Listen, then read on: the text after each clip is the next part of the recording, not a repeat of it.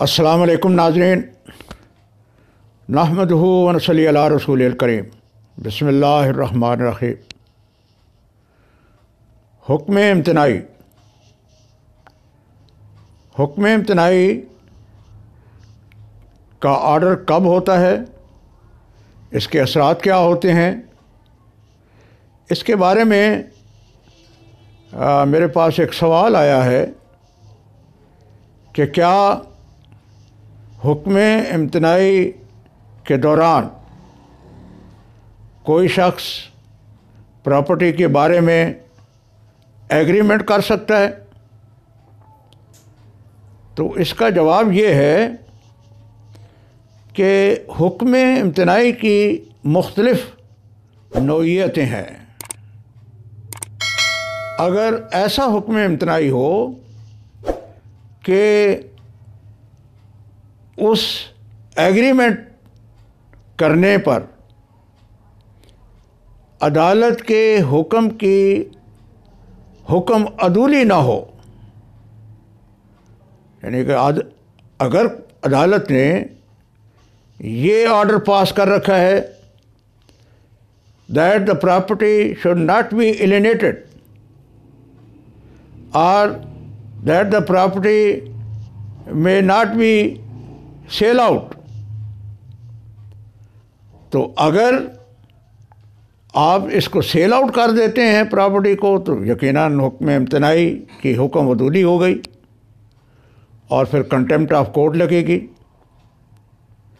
लेकिन अगर मिसाल के तौर पर अदालत ने ऑर्डर किया है कि तामीर ना की जाए, तो अब वो तामीर के बारे में हुक्म है। अब इस सिलसिले में जब आप कोई एग्रीमेंट करते हैं कि अगर मैं केस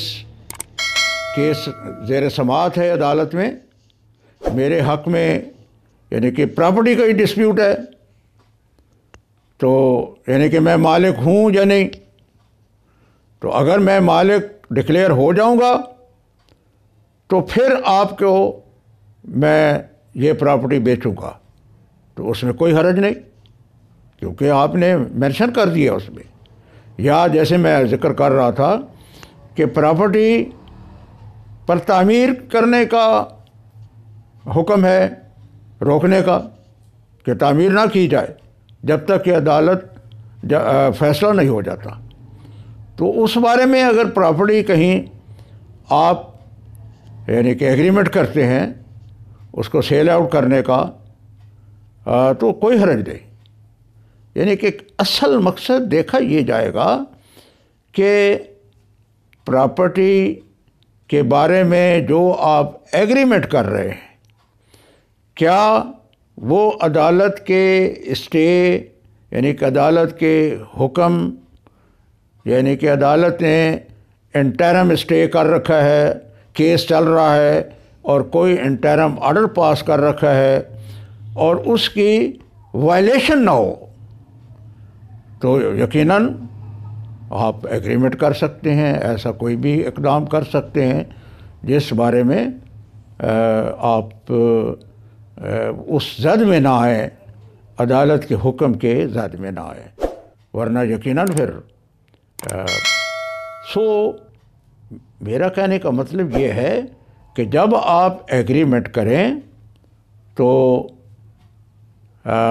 यकीनन मैं अमूमन कहा करता हूँ, जब भी कानूनी कोई स्टेप उठाएं तो वकला के साथ रब्ता करें। वकील माशाल्लाह माशरे में अपनी खिदमात सरअंजाम देते हैं और कानून के मुताबिक देते हैं, और कोई भी वकील यकीनन अपनी नेक नामी को कायम रखने के लिए गलत मशवरा नहीं देता, क्योंकि इसमें जब मशवरा कोई आ जाता है तो फिर उस वकील के नेक नामी, उसकी इज़्ज़त व तकरीम भी उस मशवरे के साथ मुंसलिक हो जाती है, क्योंकि गलत मशवरा यकीनन कोई भी नहीं देता। लिहाजा वकला के ज़रिए अपने मामलात को तय करें, और अगर आप एग्रीमेंट कुछ करना चाहते हैं तो अपने वकील साहब से रब्ता करें और उनसे मशवरे के बाद अमल करें।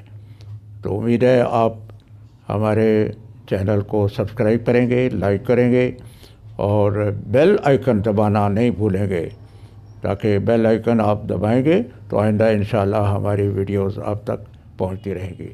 Thank you very much. Allah حافظ۔